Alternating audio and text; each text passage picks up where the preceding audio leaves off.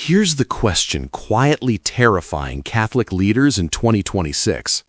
What happens when the Church's wealthiest members want one thing, but its fastest growing members want the exact opposite?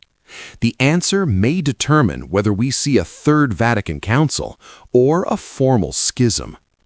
On April 11, 2026, 74 bishops from 4 continents, North America, Africa, Italy, and Australia, issued an open letter expressing growing concern about the German Synodal Way. That's the polite way of saying alarm. The German bishops have pushed radical resolutions on blessing ceremonies and lay governance that African bishops call ideological colonization. Here's why this matters more than any intra-church squabble in decades. The demographic shift is staggering. Sub-Saharan Africa now accounts for nearly 20% of the world's Catholics.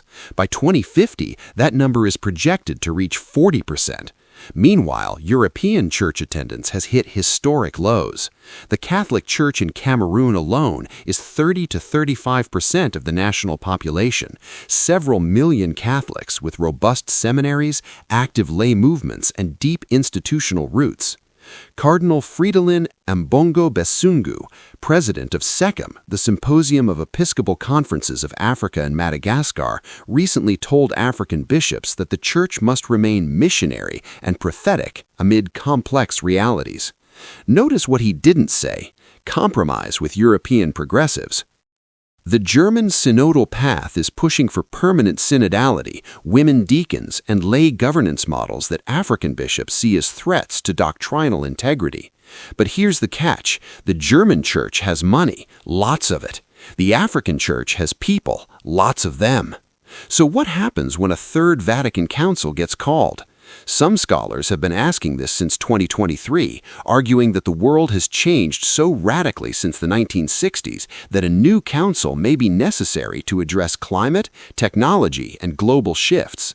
But a Vatican III wouldn't look like Vatican II. Africa would not sit quietly while Europeans set the agenda. The canonical minefield is treacherous. If a council attempted to dogmatize female deacons or legitimize same-sex blessings, the African bishops, representing the fastest-growing Catholic demographic, would almost certainly resist. SECAM just released a major report on polygamy in Africa in March 2026, demonstrating that African bishops are doing their own theological work, not waiting for Rome to tell them what to think. They're thinking about inculturation, about family structures, about the dignity of women in African contexts on their own terms. But here's the sobering twist. Even Africa isn't immune to the crisis. Father Professor Stephen Mbugwangari, Vice-Chancellor of the Catholic University of Eastern Africa, warned in March 2026 that young people in Africa are shunning the Church. If we do not have vocations, if we do not have people coming for sacraments, we need to be awake to that reality.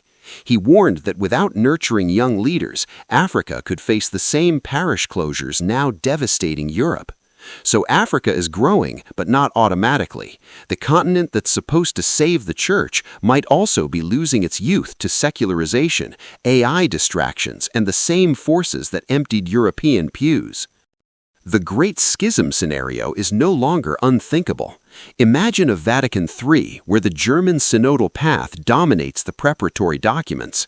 African bishops walk out, or worse, they refuse to recognize the Council's authority altogether.